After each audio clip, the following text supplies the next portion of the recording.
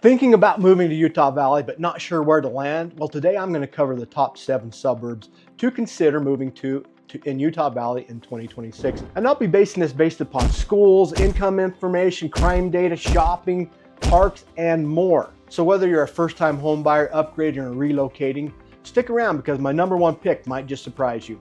Hey guys, I'm Scott Walters with Best USA Realty. I am your Utah YouTubing realtor, talking everything what it's like to live, sleep, eat, work, and play in Utah. Today I'm going to be covering some of the best suburbs in all of Utah Valley, from Lehi to the north to Santaquin on the south. Hey, and as always, I have a free relocation guide. You can go get that by clicking on the link in the description down below. Hey, and if you already live here and you just want to know what the value of your current home is, also in the description down below there will be a link for a free, no hassle, no obligation home evaluation. So with that, I want to talk about the criteria that I'm using to evaluate these communities. The first thing is of course, I just want to share what the population is of that particular area, but I also want to talk about the parks. Now, there are too many parks for me to mention every one, but I'll mention quite a few parks and share with you my personal favorite park for that area. I also want to go over the shopping. Again, way too many shops to cover every single shopping opportunity in these areas, but I'll make sure to highlight the biggest shopping opportunities for each area. Also, I want to go over schools. Keep in mind, every single one of these areas I talk about has access to private high schools and charter schools and so forth. I will just be mentioning the public high schools that are available to these communities.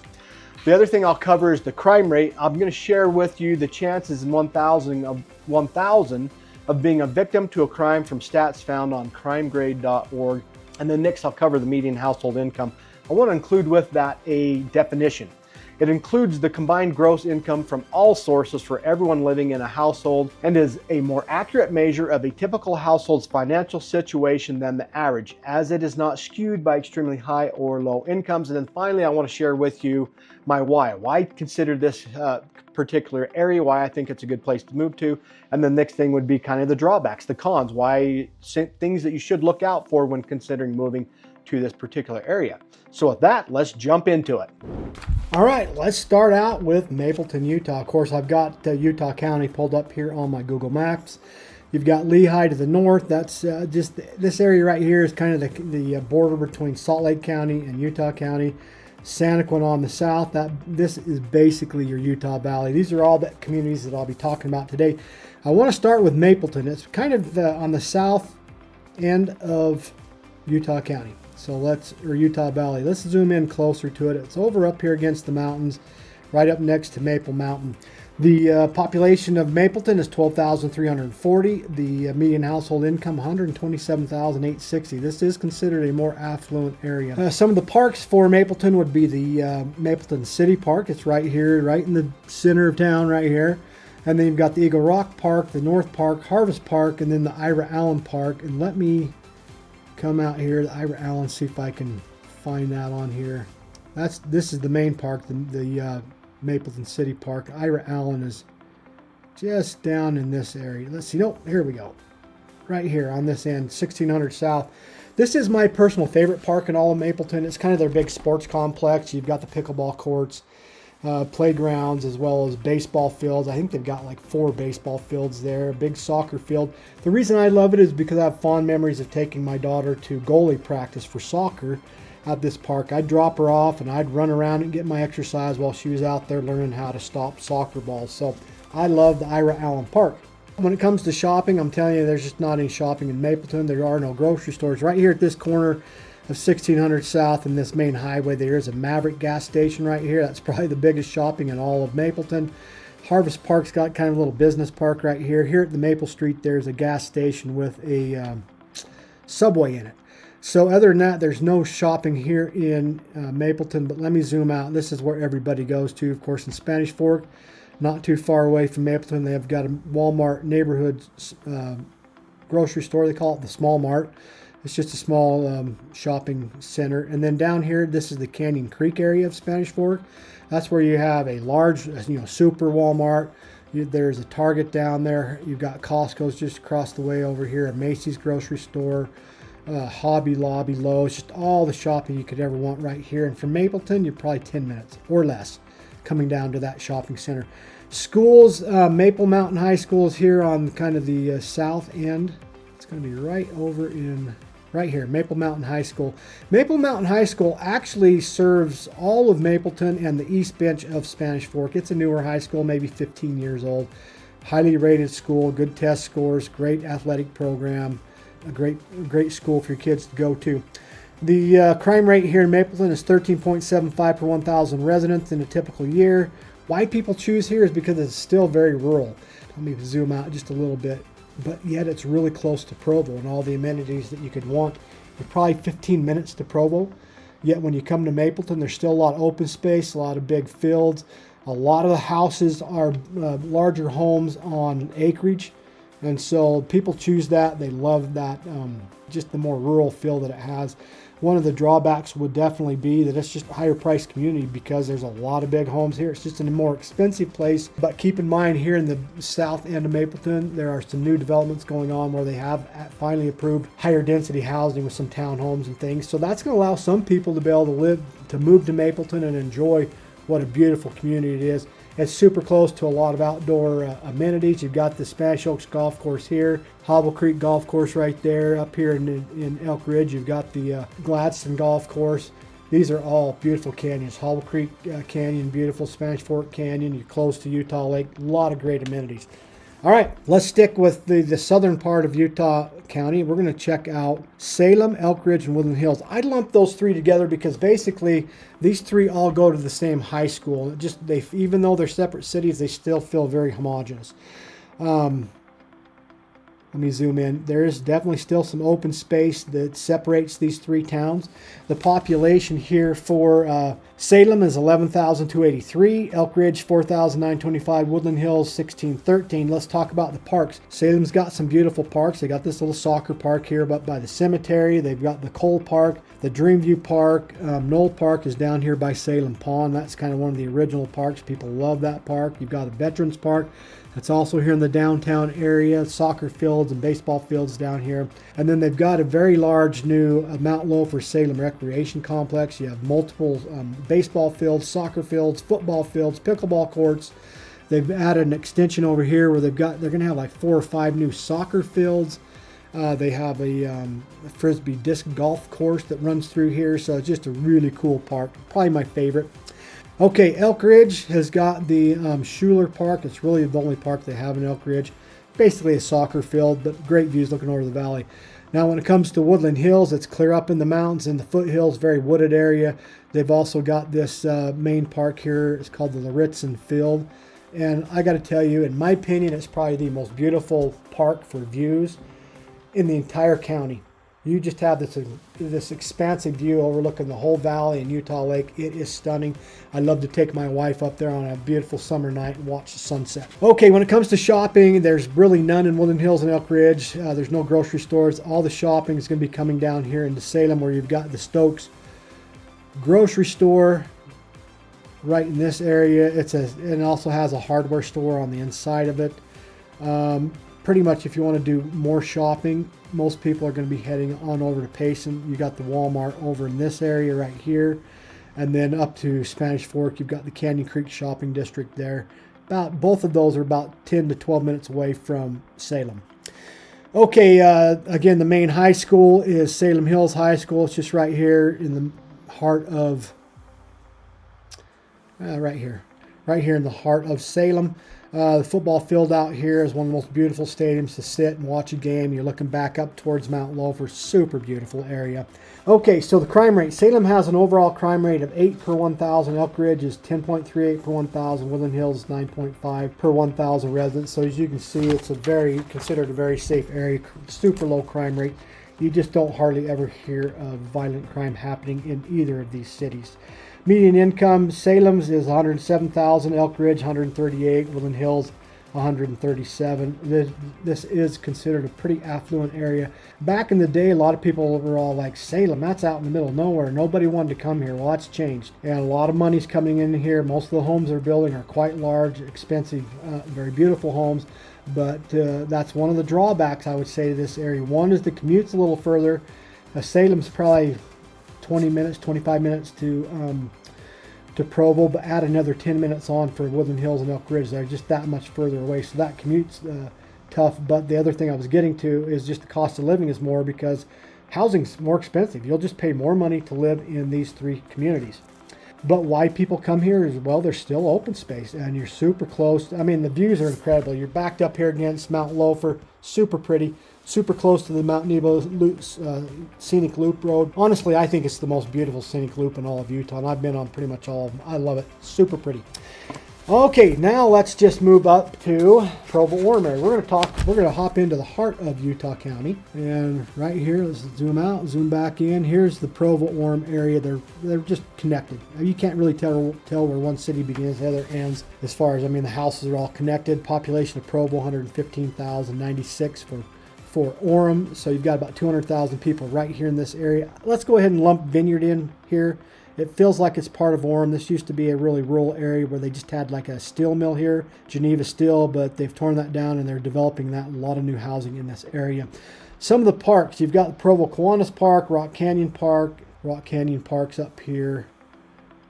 Here kind of in the mouth of this canyon at Rock Canyon. Honestly, when it comes to parks, there's just too many to list. But Provo ranks always high every year, gets awards for having some of the best parks in all of the country. Lots of miles of paved parking trail. All my favorite parks really go up Provo Canyon. I love them all. I love Bridalveil Falls, and coincidentally, that's undergoing a renovation where they're actually going to pave the trail going up to the falls. That's really cool. Orem also has a park right here in the mouth of the canyon, the Timpanogos Park. That's really cool. But honestly, my favorite parks in Orem would be the Sierra Park right here in the heart of town, and then also Nelson Grove out here by I-15. Fond memories of doing Easter egg hunts here with the family. The Sierra Park, they have an outdoor amphitheater, and they do plays there in the summertime. They've got a community swimming pool here. I just love that park. I have fond memories of learning how to swim at the Sierra Swimming Park when I was a kid. So, love those parks. Let me come back over here to Provo. You've got the Kiwanis Park kind of here in the downtown area right across from Brigham Young. Super popular with, it's right here, this green space. Super popular with the college kids. They all love going there. Okay. So when it comes to schools, Provo's got 2 high schools.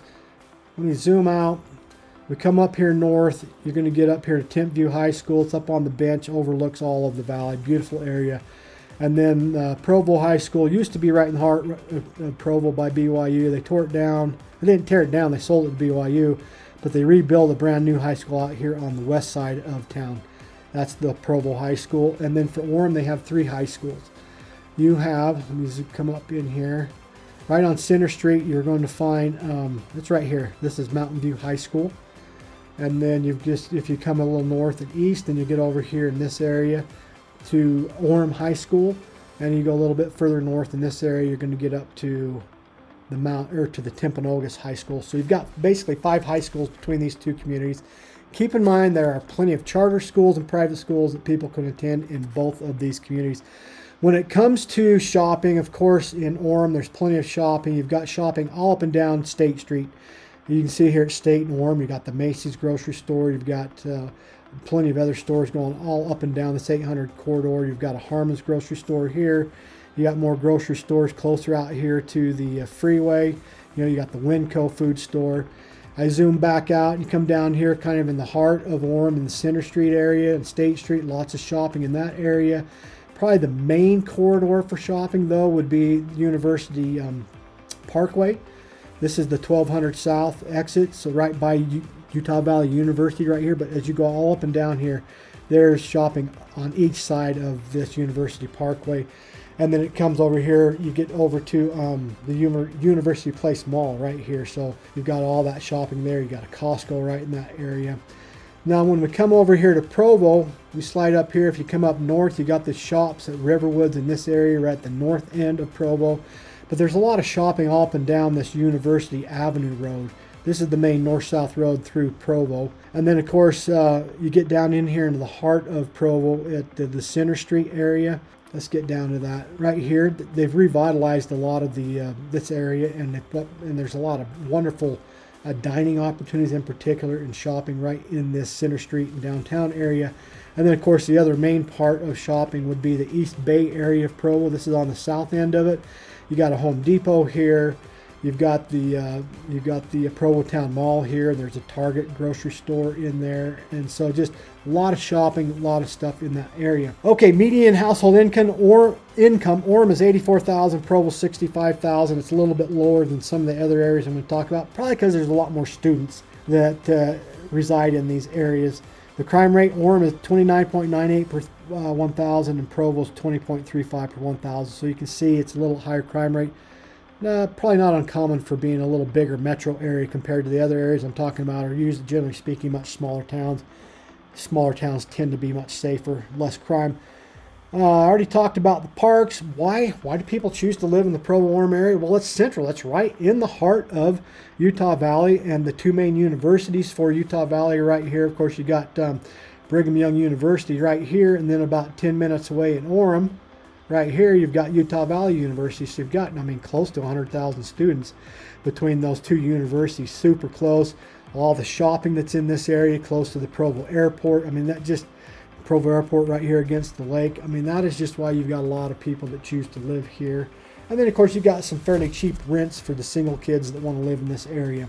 What to watch out for? Well, basically, you've got just a lot of older housing stock in both these cities. You don't have a lot of newer stuff. And if you got something newer, it's generally going to be somebody building on a vacant lot, and they're building a big, expensive house. The only place you've got a lot of new construction would be over here on the west side of Provo, and then up here really for Orem, it's just this vineyard area. A lot of new construction going on there. So you also have a lot more traffic in this area. So that would be something to watch out for. If you don't want traffic and you don't like a lot of congestion, then these might not be the perfect areas for you. If you want that wide open fill, you're going to be going probably south or north. But if you want to live in the heart of it all, Provo and Orem might be the right fit for you. All right, let's move a little bit north. We're going to head up here. I lumped Pleasant Grove and American Fork together. Pleasant Grove's about 38,000 people. American Fork, 41,000. Some of the parks, Pleasant Grove's got the Downtown Park, Hill Park, Kiwanis Park, and Discovery Park. That's my favorite park in Pleasant Grove. Big, beautiful park. Lots of amenities, pickleball courts right along. It's also right along the Murdoch Canal Trail. A lot of people love recreating on that canal trail. And then American Fork's got the Rotary Park, American Fork Rec Center. It's not really a park, but I added it in here. It's right in this area. I really like it because I have fond memories of doing triathlons and doing the swim in their rec center pool. And then, of course, my favorite park in American Fork, let me get back to it, would be the Greenwood Park. It's kind of out here in this area, close to Interstate 15. And I just have fond memories. My boy had a wish when he was probably 15 or 14, probably 13 or 14, wanted to go to the skate park there. So I took him there for his birthday, and he loved it. So that's why that has fond memory for me. Okay, shopping. When it comes to Pleasant Grove, they've got some grocery stores, and you're pretty close to this stuff in Orem and Provo. But the main shopping district will be over here, right here in American Fork, right really at this intersection right here of like State Street and Interstate 15. That is the Meadow Shopping Center. That's where you've got like a Home Depot, you got Costco over there, Walmart, just all the shopping you can dream of right here. That's pretty much where Pleasant Grove is going to go and enjoy their shopping. When it comes to high schools, you've got Pleasant Grove High School and American Fork High School. There might be some parts of American Fork that actually go to Lone Peak High School. The household income is $96,000 for PG, $95,000 for American Fork, so pretty similar. Crime rate is 19.58 per 1,000 in Pleasant Grove and 34.4 per 1,000 for American Fork, so a little bit higher crime rate. That's probably one of the drawbacks, is you have a little bit higher crime rate there. Definitely there's a lot of demand in this area, particularly in this American Fork Crossing area right here. A lot of development going on here, a lot of mixed-use housing in this area, so that creates quite a bit of demand in that area. But people love living here because it's just close. Look, you're only 10 minutes north up here to Lehi and the Silicon Slopes and the jobs there. You're probably 35 minutes to downtown Salt Lake City, about 30 minutes to downtown Provo. Location is absolutely amazing. That's why a lot of people choose to live in the American Fork, Pleasant Grove area.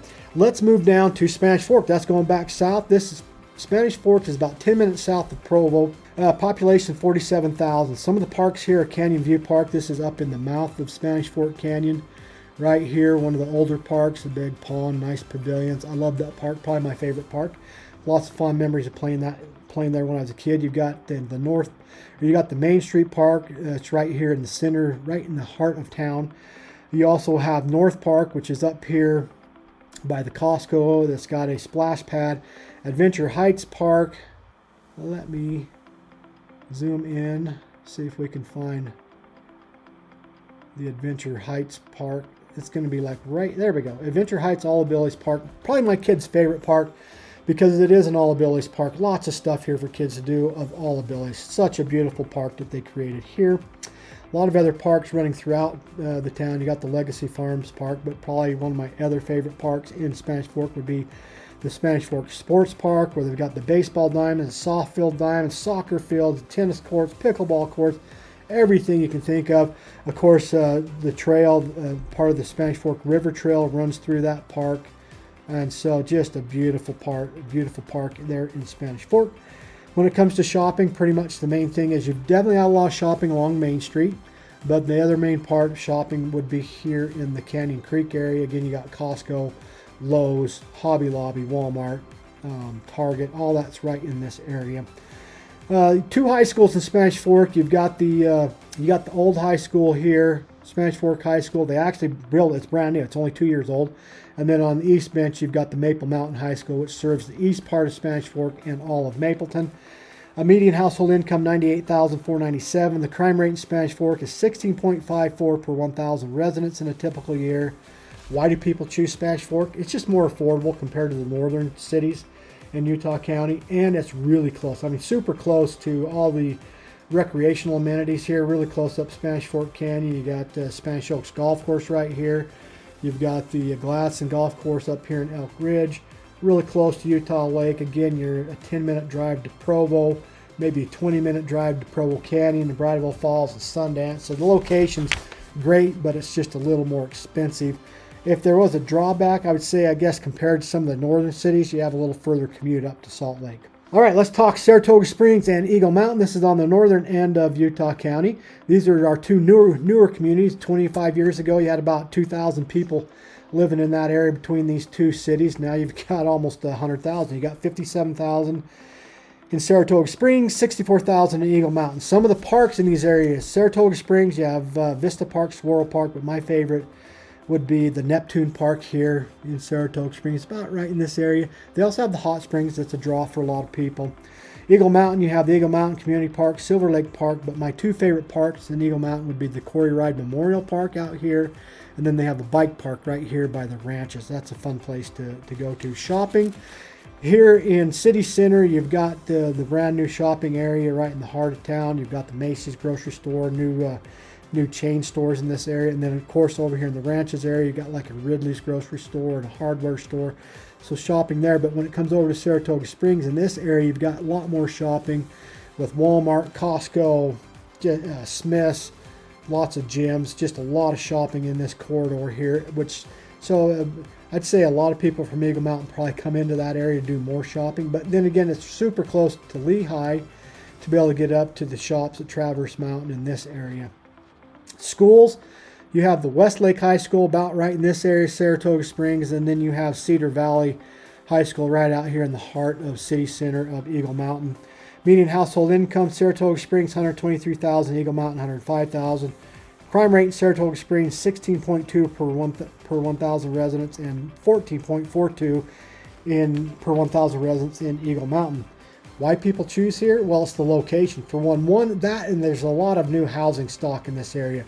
These are newer cities. You don't have a lot of old houses in this area, so there's a lot more newer homes to choose from and a lot of new subdivisions being built. You're close to Lehi, and let's bring it up here in the Traverse Mountain area with all the high-tech jobs and businesses up in this area. But then again, you're just a hop, skip, and a jump over the point of the mountain to get on up to Salt Lake City and downtown Salt Lake City, so people choose it that way. Why some people might not choose it is there's a lot of construction going on, so you're dealing with that. And in my opinion, it's not quite as pretty over here compared to the east side against the mountains. It's more deserty looking over here, and that could be a drawback for some people. All right, let me talk about the number one suburb in all of Utah County, in my opinion, and that's Lehi. And I did lump Highland in here with that. These are two kind of sister cities, super close to each other. Lehi population 97,000. Keep in mind, like 30, 40 years ago, it was like 10,000 people. I mean, this area has really grown. Highland's 21,000. Some of the parks that you can find in this area would be the Wines Park, the Dry Creek Trail Park, Lehi Family Park, Olympic Park, and my favorite would be the North Park, which is right out in this area of Lehi.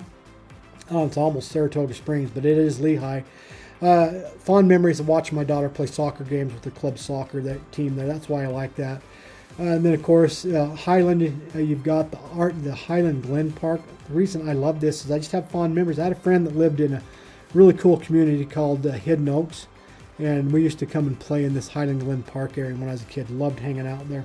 Shopping. The main shopping here would be coming over here to American Fork to this Meadows area. We're coming on out here to the shops at Riverwoods area. They've got a Harmon's grocery store, lots of other shopping. So lots of, of course, Lehi Main Street in the historic area, a lot of shopping in that area as well. High schools. You have two high schools here on the corner on the north side, and on the east side of Interstate 15, you have the brand new Skyridge High School in this area. And then right here in the heart of Lehi, you have Lehi High School, which is the original high school, but it has been rebuilt, so it's brand new. Median household income, Lehi is $122,000, and Highland, get this, $178,000. These are highly affluent areas. A lot of big fancy houses in this area. But so a lot of people choose here. They build nice big homes, but then they're really close to their work at the high-tech jobs. And I think that's why a lot of people choose it, because it's just the location is great. Not only for, let me zoom out just a little bit, not only for getting down to Provo, Orem, but look at this. You're right here just minutes away to getting into the Salt Lake Valley. So the location's great. Yeah, you're still really close to all the great recreational opportunities. You can get up American Fork Canyon and Sundance just out of Lehi and Highland. What to watch for? Let's see. Higher cost of living. Yeah, it's just a more expensive area because there's a lot of competition. A lot of people want to live in this area because the location's great. A lot of amenities, and so with that demand comes higher prices. So that's something to watch out in that area. But if you want job access, new homes, and family amenities, Lehi and Highland, that's my top pick. But I wanted to throw in a bonus area for you real quick, and that would be, let's go clear on the very south end of Utah County, and that is Santaquin, Utah. And let's just talk about Santaquin. Santaquin is 18,000 people. The parks, you have Centennial Park, City Center Park, East Side Park, Orchard Hills Park. Some of the other parks include Orchard Cove Park, Squash Head Memorial Park. The city also features the Prospector View Park and Trailhead, which includes a Bike Skills Park and Trails and a Harvest View Sports Complex. Shopping here right in the heart of Santaquin. They didn't used to have anything, but now they do have right here at the main street as you get off Interstate 15. Just right here. You do have an Ace Hardware, but also a Macy's grocery store, and then there's quite a few new chain restaurants right in this area. But a lot of people are more shopping that. They're going to be heading up here to Payson, to the Walmart area here at this intersection, or going on up to Spanish Fork to the Canyon Creek area. And that's probably about I'm going to say 17 to 20 minute drive from Santaquin to get up there, depending upon traffic. Schools, one school, Payson High School. You're driving from Santaquin to Payson, to the brand new Payson High School. Okay, crime, let's see, median household income is $95,000, and then the crime rate in Santaquin is 13.17 per 1,000 residents. Okay, so why did I throw in Santaquin as a bonus area, and why do people choose here? Honestly, it's the cost of living. Housing is quite a bit cheaper here in Santaquin than other areas. In fact, you can find a similar home here and go up to Lehi and find almost the exact same floor plan. And in Santaquin, there's a good chance you'll pay anywhere from $40,000 to $60,000 less for the identical floor plan of a home. And so people choose Santaquin because of that affordability.